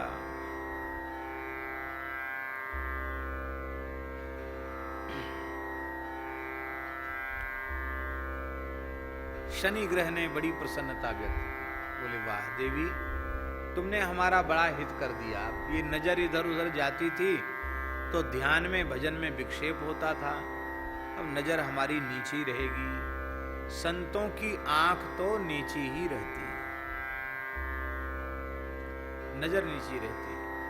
नेत्रों से ही संतों की पहचान होती है, संतों की आंख निर्विकार होती है। संतों के नेत्रों में प्रेम का समुद्र हिलोरें लेता रहता है, उनमें चतुराई, चंचलता, कुटिलता ये उनकी आंखों में नहीं होती है।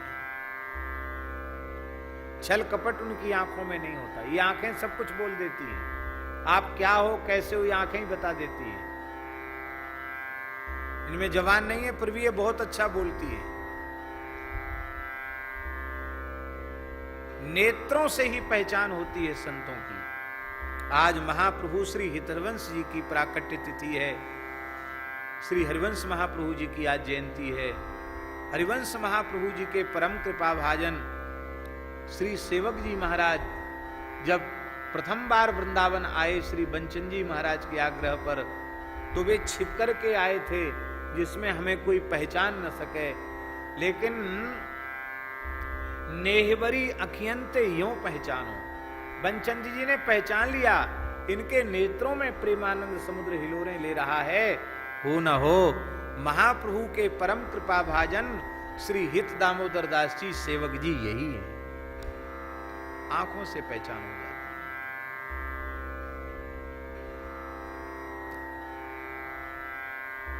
ये योगी है कि ज्ञान योगी है कि भक्त है कि प्रेमी है, ये भी आंखों में बता देती है।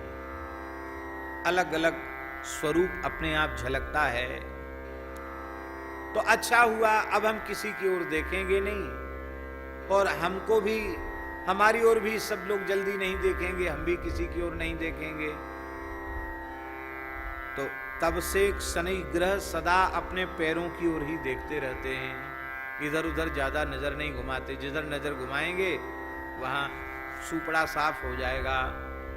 तो शनि ने कहा, पार्वती जी हंसने लग गई और उन्होंने कहा, नहीं नहीं, हमारे पुत्र को प्रेम से देखो। जैसे ही भगवती जगदम्बा पार्वती जी की प्रार्थना को स्वीकार करके, आज्ञा को स्वीकार करके आपने कहा, माताजी हमारे अपराध को क्षमा करें, मैं तो केवल आपकी आज्ञा का पालन मात्र करने वाला हूं। सव्यलोचन कोणेन ददर्श च शिशोर्मुखम शनैश्चर दृष्टिमात्रेण चिच्छेदमस्तकं मुने विवेशमस्तकं कृष्णे गत्वा गोलोकमीप्सितम्।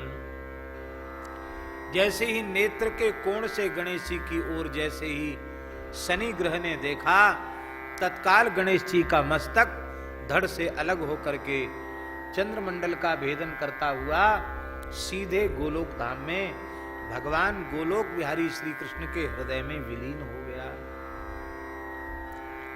माताजी मूर्छित हो गईं।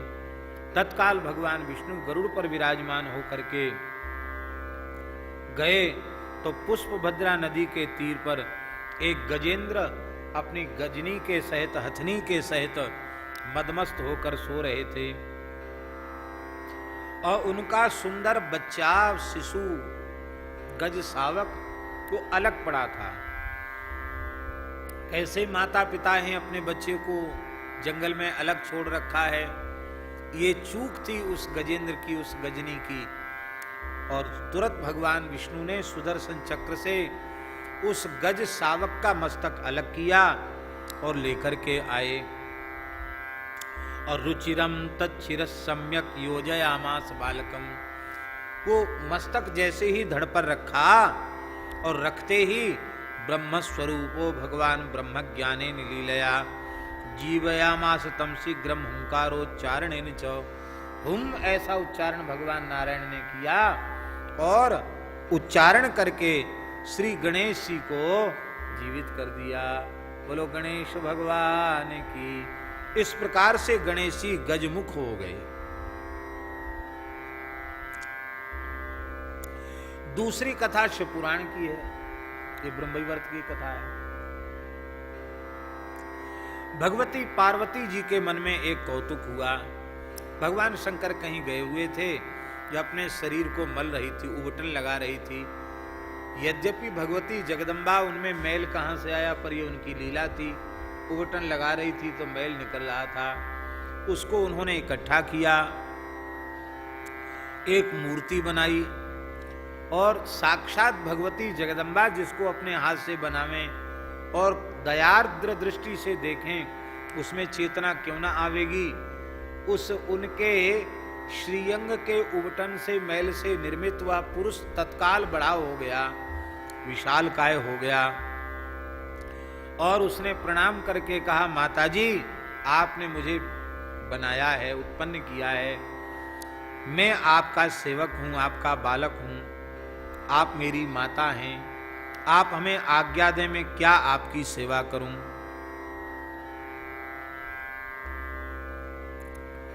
एक छड़ी दे दी माताजी ने हाथ में, छड़ी, डंडा दे दिया हाथ में, बोले द्वार पर बैठो, जब तक मैं आज्ञा न करूं तब तक किसी को भीतर घुसने मत देना। गणेश जी को द्वारपाल बना दिया। तब तक भगवान शिव, शिव पुराण के अनुसार भगवान शिव आए। भगवान के प्रधान गण नंदीश्वर आदि भीतर जाना चाहते थे, गणेश जी ने रोक दिया। और शंकर जी ने भेजा, बोले किसी ने भेजाओ, जब तक भीतर से आज्ञा नहीं होगी तब तक हम नहीं भीतर भेज सकते हैं। शंकर जी ने कहा, कैसा एक नया गण आ गया है जो तुम लोगों को भी नहीं पहचानता, तुम लोग इतने सीनियर हो। हैं, सीनियर कहते कि जीनियर कहते, क्या कहते भैया, हम तो जानते हैं सीनियर है। इतने पुराने लोगों को नहीं पहचानता, नया नया ये कहां से आ गया, भगाओ, मार के भगाओ उसको वहां से। ऐसे ही होता है, नया आदमी कानून चलावे तो पुराने आदमी को अच्छा नहीं लगता है। तो महाराज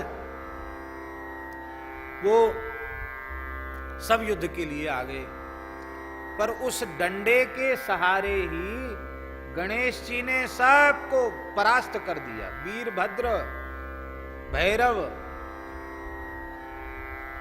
नंदीश्वर, कीर्तिमुख सबको परास्त कर दिया।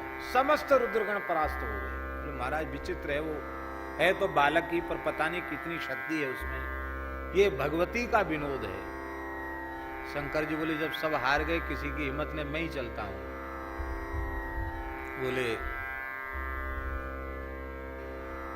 द्वार से हट जाओ। बोले मैं हटूंगा तो नहीं। क्यों? माताजी ने खड़ा किया है।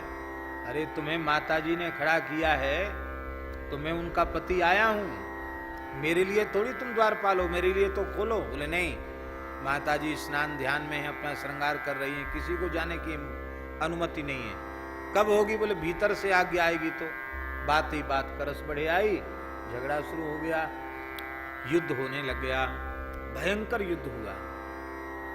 बहुत देर तक युद्ध होता रहा। अंत में शंकर जी ने देखा कि ये तो प्रचंड शक्ति संपन्न है, साक्षात शक्ति ने शक्ति का संचार किया हो, क्या कहना। अंत में भगवान शिव ने अपने अमोघ त्रिशूल को उठाया और शिरच्छेद कर दिया। पार्वती जी अत्यंत व्याकुल हो गई। वो जो मस्तक काटा था, वो मस्तक तो चंद्रमंडल का भेदन करके आकाश में चला गया। इसलिए चंद्रमा को ही अर्घ दिया जाता। गणेश जी का चतुर्थी का चंद्रमा का दर्शन करके, अर्घ दे करके तब व्रत पूर्ण किया जाता है, क्योंकि उनका मस्तक चंद्रमा में विलीन हो गया। और गणेश जी ने कहा कि जिस किसी का पुत्र दक्षिण को मुंह करके माता से अलग पड़ा हो, उसी का सिर लेकर के आओ। और भगवान शिव के गण लेकर के, एक हथनी ने अपने बच्चे को छोड़ रखा था, वो दक्षिण मुख होकर के लेटा था, उसका मस्तक शंकर जी ने जैसे ही धड़ पर रखा, अपनी करुणा भरी दृष्टि से देखा तो गणेश जी जीवित हो गए। बोलो गणेश जी भगवान की। और फिर भगवान शिव ने पार्वती के सहित उनका अभिषेक किया, उत्सव मनाया और उनको प्रथम पूज्य होने का आशीर्वाद प्रदान कर दिया। पद्म पुराण में भी इसी प्रकार की मिलती जुलती कथा है। इसमें एक विलक्षण बात पद्म पुराण में ये लिखी है कि भगवती पार्वती ने अपना उबटन सुगंधित तैल आदि से निर्मित पुरुष की आकृति बनाई और मुख अपने आप ने हाथ से ही हाथी का मुख बनाया। गजमुख ही एक आकृति श्री भगवती जगदम्बा पार्वती ने बनाई और बना करके खेल खेल में पार्वती जी ने उस मूर्ति को गंगा जी में फेंक दिया। जैसे ही गंगा जी में फेंका तो श्री गंगा जी पार्वती जी को अपनी स्वामिनी मानती हैं, सखी हैं गंगा जी पार्वती जी की। अपनी सखी का हित करते हुए गंगा जी ने उसे पुत्र के रूप में गोद में लिया। गंगा जी के जल का स्पर्श करते ही वो विशाल काय भगवान गणेश हो गए और वो गंगा जी के पुत्र भी माने गए, गांगे भी माने गए। बोलो गणेश जी महाराज की जय। और पद्म पुराण में लिखा कि ब्रह्मा जी ने समस्त गणों का अधिपति उनको बना दिया, गाणपत्य गणों का पति उनको बना दिया। ऐसे भगवान शिव के पुत्र भवानी नंदन मोदक प्रिय हैं। मोदक माने लड्डू, इनको बहुत प्रिय है, बहुत प्रिय है लड्डू। ये लड्डू प्रिय क्यों है? एक बार समस्त देवता भगवती जगदम्बा पार्वती का भगवान शिव का दर्शन करने के लिए कैलाश पधारे और भगवान शिव की गोद में, पार्वती जी की गोद में कार्तिकेय और गणेश जी का दर्शन करके बड़ी प्रसन्नता हुई। देवताओं ने एक अमृत का लड्डू बनाया, अमृतमय मोदक बनाया और मोदक बना करके माता जी को दे दिया। बोले आपके यह अमृत से तैयार मोदक है, आप चाहो उस पुत्र को ये मोदक दे दो। हम तो एक ही लाए हैं, लाला दो हैं, लड्डू एक है, तो हम आपको देते, आप अपने विवेक से जिसको चाहो उसको दे दो। माता जी ने कहा, अब गणेश जी कहते थे हमको दे दो, कार्तिकेय जी कहते थे हमको दे दो, मैं बड़ा हूं, पहला अधिकार मेरा है। गणेश जी कहते मैं छोटा हूं, छोटे का अधिकार पहले होता है। पार्वती जी ने कहा, पहले इस लड्डू के गुणों को सुन लो।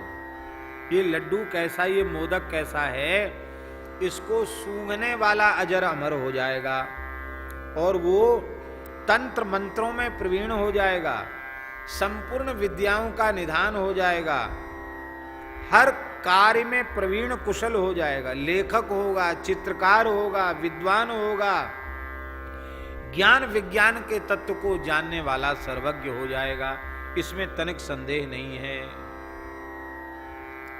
इसलिए तुम दोनों में से जो श्रेष्ठ धर्म का आचरण करके आएगा उसी को ये मोदक में प्रदान कर दूंगा। श्रेष्ठ धर्म क्या है? तो भैया तीर्थ यात्रा से बड़ा श्रेष्ठ धर्म और क्या होगा? परिक्रमा करो, सब तीर्थों में स्नान करो। कार्तिकेय जी बोले तीर्थ यात्रा ही सबसे श्रेष्ठ है, मयूर पर बैठकर तीर्थ यात्रा के लिए चल पड़े। और गणेश जी उन्होंने माता पिता की परिक्रमा की और परिक्रमा करके कहा लड्डू लाओ। अरे भाई लड्डू लाओ कैसे?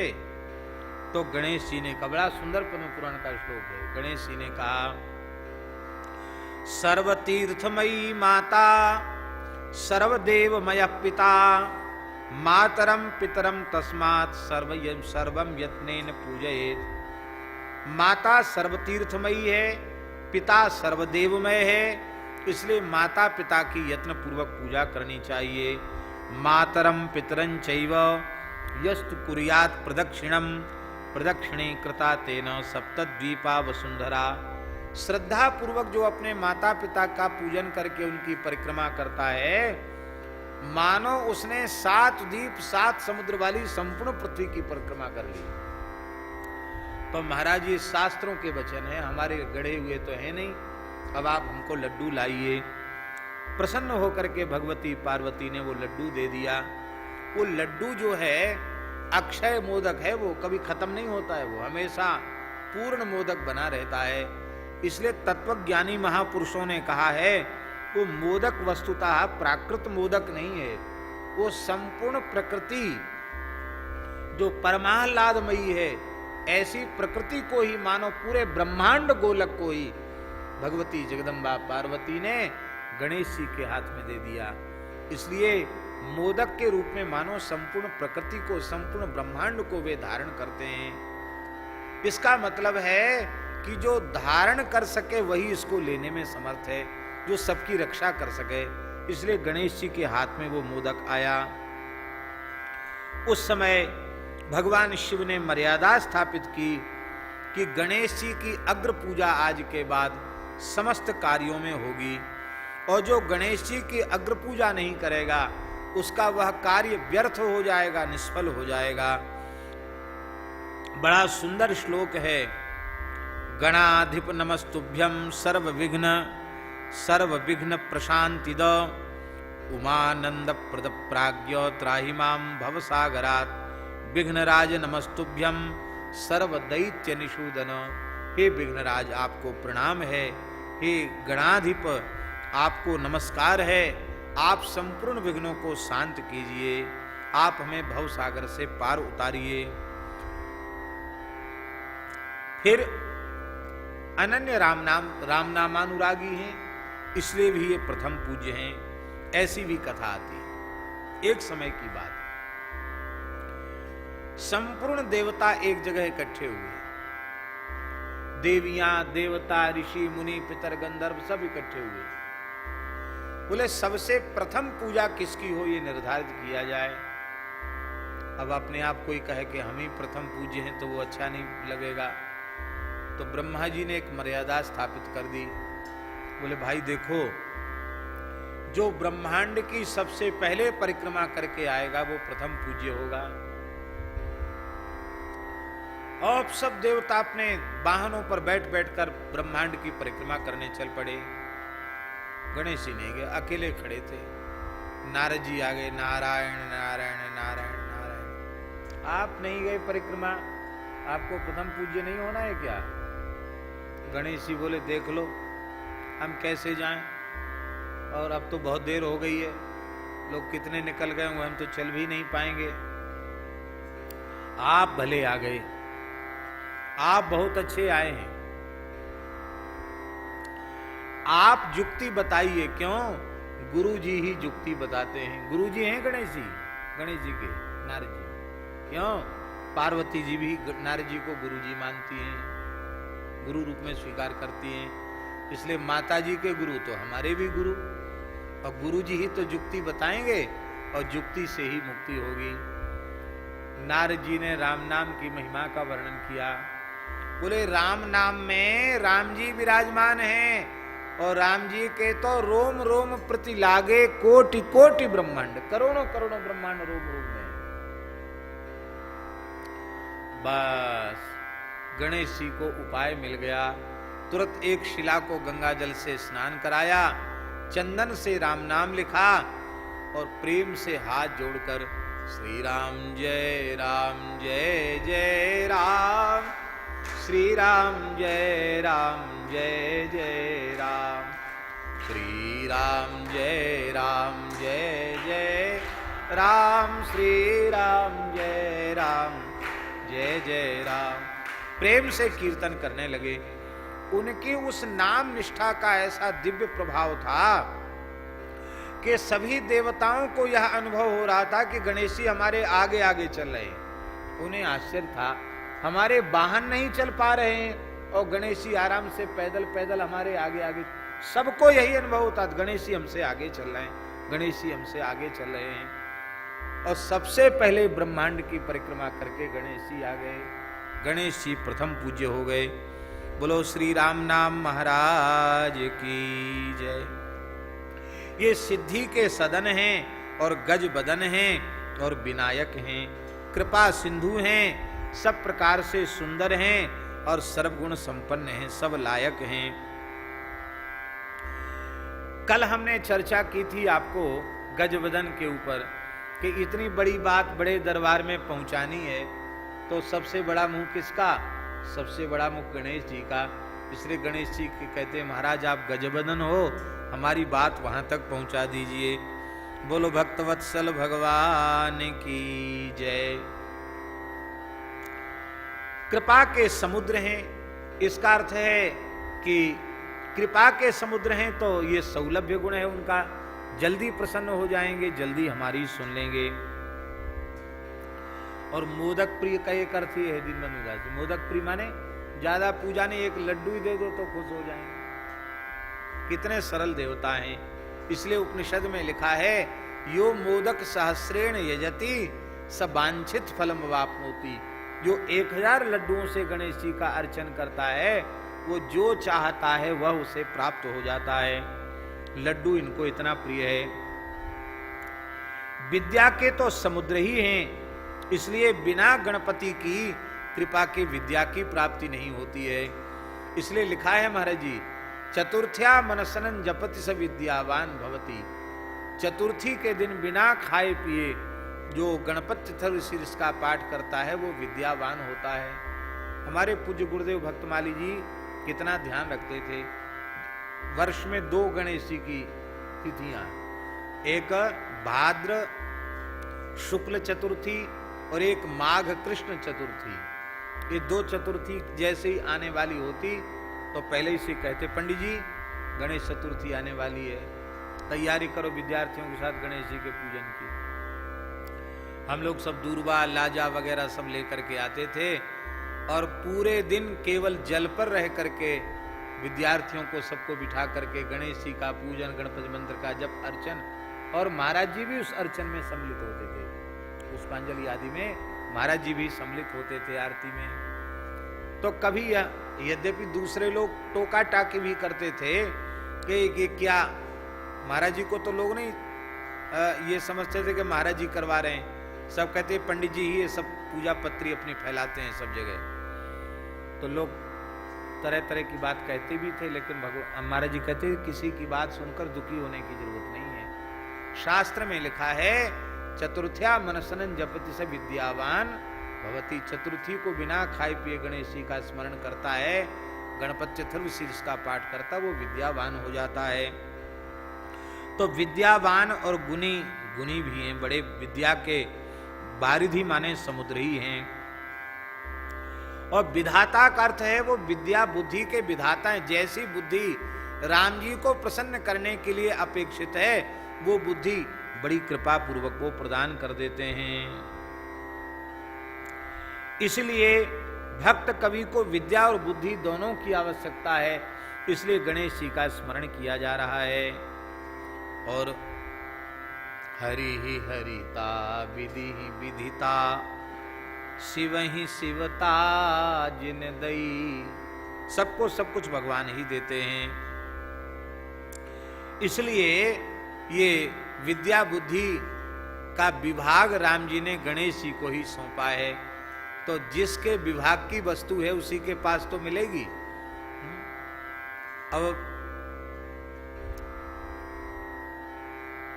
खाद्य विभाग वाले के पास जलकल की समस्या लेकर, बिजली की समस्या लेकर जाओगे तो कैसे पूरी होगी?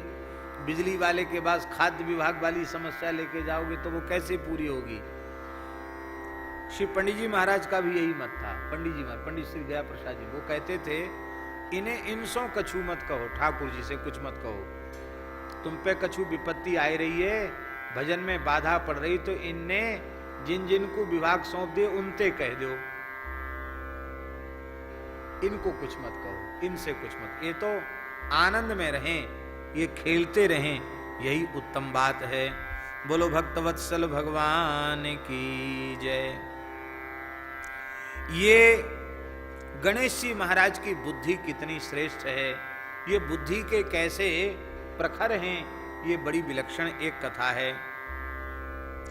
एक बार भगवान शिव ने एक यज्ञ किया, बहुत ध्यान से सुने, ये विविध पुराणों की विविध दुर्लभ कथाएं हैं, जल्दी सुनने को नहीं मिलेंगी। महादेव जी ने एक यज्ञ किया और उस यज्ञ में संपूर्ण देवताओं को निमंत्रण देने के लिए भेजा और कहा कि जल्दी इस यज्ञ में सबको बुला के लाओ। कार्तिकेय जी भी गए बुलाने, लेकिन उनसे वो, अब सब जगह जाना, न्योता देना बड़ा कठिन काम। बोले महाराज सब तो मिले भी नहीं, कोई कहीं गया कोई कहीं गया, बड़ा कठिन काम है, आपने समय बहुत कमती दिया, इतने कम समय में ये काम तो नहीं संभव है। तब गणेश जी से कहा तुम करो भाई जल्दी से, और तो समय तो बहुत थोड़ा बचा है, जल्दी ही इस काम को पूरा करो। गणेश जी बोले अभी करते हैं।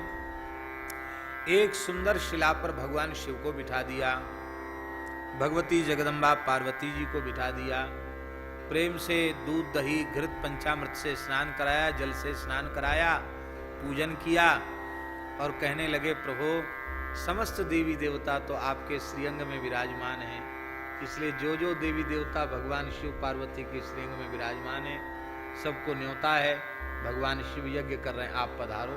तत्काल सब देवता प्रकट हो गए शरीर से, यज्ञ में उपस्थित हो गए। लो एक कहावत है, हल्दी लगी न फिटकरी रंग चोखो ही आयो। तो गणेश जी को हाथ पांव भी नहीं हिलाना पड़ा और सबको न्योता दे दिया, सब जगह न्योता भी पहुंच गया, सब उपस्थित हो गए, यज्ञ में सम्मिलित हो गए। तब सबने कहा भैया ये तो बुद्धि के विधाता हैं, ऐसे गणेश जी महाराज हैं। ऐसे गणेश जी महाराज से हम सब एक ही प्रार्थना करते हैं, मांगत तुलसी दास कर जोरे, बसहु राम सिय मानस मोर। सीताराम जी, राधा कृष्ण गौरी शंकर ये कहा जाता है, बसहु राम सिय मानस मोरे। राम सी क्यों कहा? क्योंकि बसहु, ध्यान में आई बात।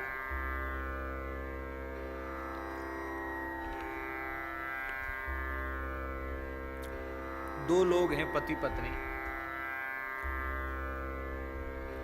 तो आप कहें कि आप हमारे घर में रहिए, तो आप किसको कहेंगे पहले घर में रहने के लिए? बोलो।